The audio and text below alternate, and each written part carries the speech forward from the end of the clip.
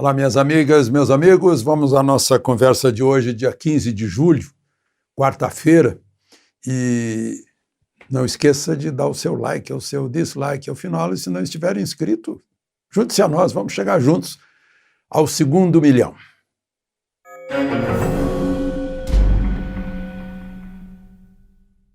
Então, ainda o caso Gilmar Mendes e o genocídio, ligado o Exército Brasileiro se associando ao genocídio. Eu falei aqui da nota de ontem, ele respondeu, ele está em Lisboa, e respondeu fazendo uma nota, e interessante que a nota denota que parece que ele não se sente ministro do Supremo, mas uma espécie assim de liderança política brasileira, do Senado, da Câmara, de algum partido político, né?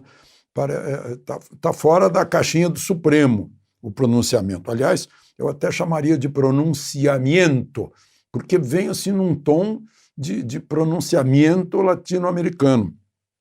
Vejam só, conclamo que se faça uma interpretação cautelosa do momento atual. Vivemos um ponto de inflexão na nossa história republicana. Parece assim uma espécie de ungido que veio falar com a gente. Nenhum analista atento da situação atual do Brasil teria como deixar de se preocupar com o rumo das nossas políticas públicas de saúde. Ele está se sentindo um analista, na verdade ele é um juiz, um ministro do Supremo, né? É interessante isso. Depois ele decidiu o seguinte: militares nos postos-chave do Ministério da Saúde deixa de ser um apelo à excepcionalidade e extrapola a missão das Forças Armadas. Quer dizer, ele decidiu que não é um apelo à excepcionalidade. E termina confirmando que ele condena a presença de militares, né, lá na saúde. O presidente Bolsonaro disse que o ministro interino General Pazuello é um predestinado, foi a palavra que ele usou, porque sempre que tem coisa, e é verdade, sempre que tem algum problema, lá vai ele, né? É Olimpíada, é intervenção, garantia da lei e da ordem, é acolhida lá em Roraima, ele está lá, né? Ele é de intendência e especializado em estratégia, administração, e está fazendo um belo de um trabalho lá. Só queria deixar isso registrado. Agora, eu falei aqui do sensacional desempenho do Laércio Della Vecchia, né? Ficou campeão de produtividade da soja, 114% a mais do que a média dos Estados Unidos e do Brasil, né? E aí eu gostaria de botar aqui, contar para vocês uma reflexão do Chico Graziano, que é dessa área, né? Trabalhou, se não me engano, no governo Fernando Henrique. O INCRA está fazendo, Instituto Nacional de Colonização e Reforma Agrária, fazendo 50 anos, meio século. Aí, olha os números. A reforma agrária, nesse tempo, distribuiu 87,9 milhões de hectares. Isso é 6,5 vezes maior que todas as terras de agricultura e pecuária de São Paulo, que é de 13 milhões de hectares. Foram 973 mil famílias. Toda a agricultura brasileira, toda, ocupa 75 milhões de hectares. A reforma agrária usou quase 88 milhões de hectares. Aí ele diz assim, e todos continuaram pobres, sem produção, foi um dinheirão pago em expropriações para pegar latifúndios. Foi um negócio bem político, né? 600 mil assentados onde? Na Amazônia. O MST e o CONTAG entraram nessa como clientelismo, se mantendo às custas dessa política. Aí ele diz que essa gente tem que virar produtor rural, né? Receber, se incorporar aos 4 milhões de pequenos e médios produtores, agricultura familiar que estão produzindo. Tem que ter, então, a regularização fundiária que está sendo feita sob críticas dos ambientalistas. Bom, vocês viram aí, Bolsa de Valores, mais de 110 mil pontos. Gente, é a bolsa que melhor reagiu no mundo, né?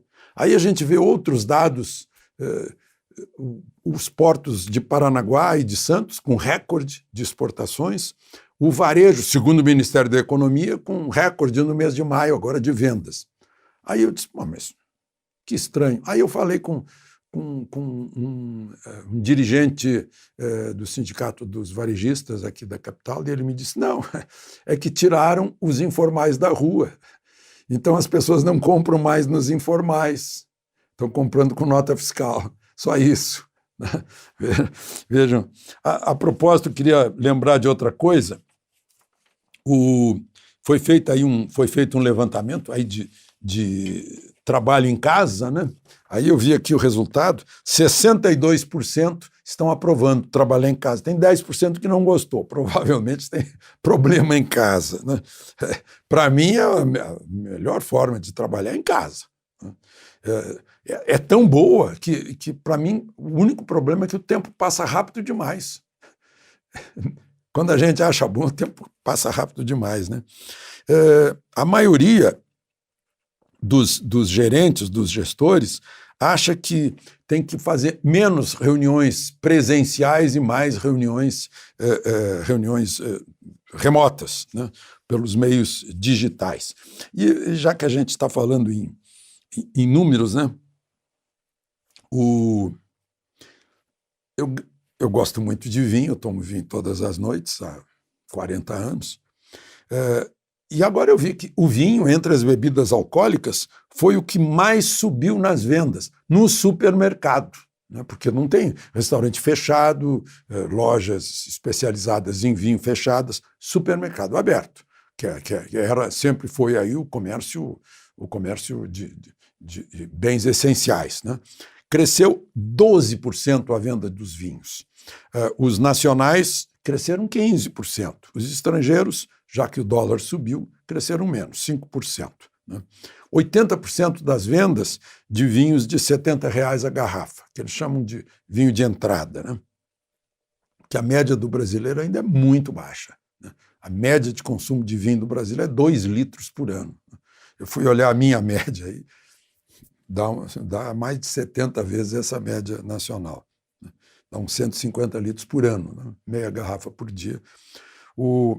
Bom, vamos a... Você sabe, né, que o projeto de lei das fake news, que é da censura, né, foi aprovado no Senado. Meu Deus, os senadores querem se proteger, é por isso. Mandaram para a Câmara. Aí está lá na Câmara. A minha esperança é que na Câmara não passe. Está com o relator Orlando Silva. Eu gosto dele. É um sujeito muito tranquilo, muito correto, né? Jogaram aquela bobagem lá da tapioca em cima dele, mas foi um engano, né? Muito correto, nada a ver com ele, né? Acho até que vai sair um bom relatório. Agora, só que ele é do PCdoB, Partido Comunista do Brasil. Aí a gente se pergunta assim, em algum país do mundo governado pelo Partido Comunista, houve liberdade de expressão? Houve liberdade de opinião? Não. Né? Só para a gente pensar sobre isso, porque tem que ficar de olho nesse projeto lá. E vejam só, o deputado Ottoni de Paula, do PSC, ex-vice-líder do governo, deixou a vice-liderança depois de botar a boca no mundo, chamou Alexandre de Moraes de lixo, de canalha, de tirano, de esgoto, de latrina, agora foi denunciado pela Procuradoria-Geral da República por causa disso, por essas injúrias públicas, né? É uma coisa que tem que decidir aí até onde vai a imunidade parlamentar, para dizer o que quer, né? Outra questão aí, do outro deputado, né, Paulinho, da Rede Sindical, vocês viram que houve busca e apreensão no apartamento dele e tal, nos imóveis dele. Agora ele está aí com os bens bloqueados, né, por receber dinheiro por fora, aí, alguns milhões.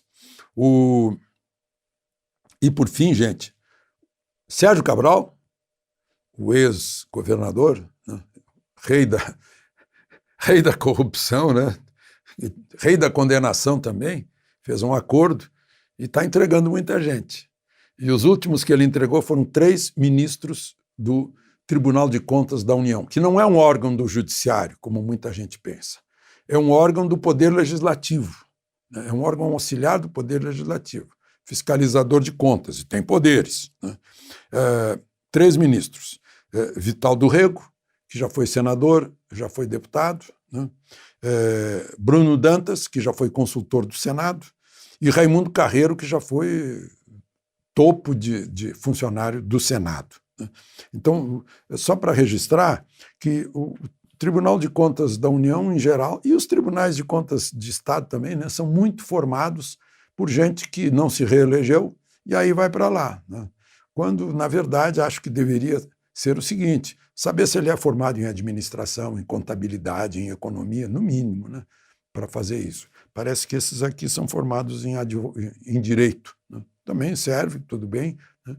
Mas talvez seja outro lugar, tribunais de contas, em que tenham que dar uma mexida na legislação que escolhe os conselheiros e ministros de tribunais de contas. De Brasília, Alexandre Garcia.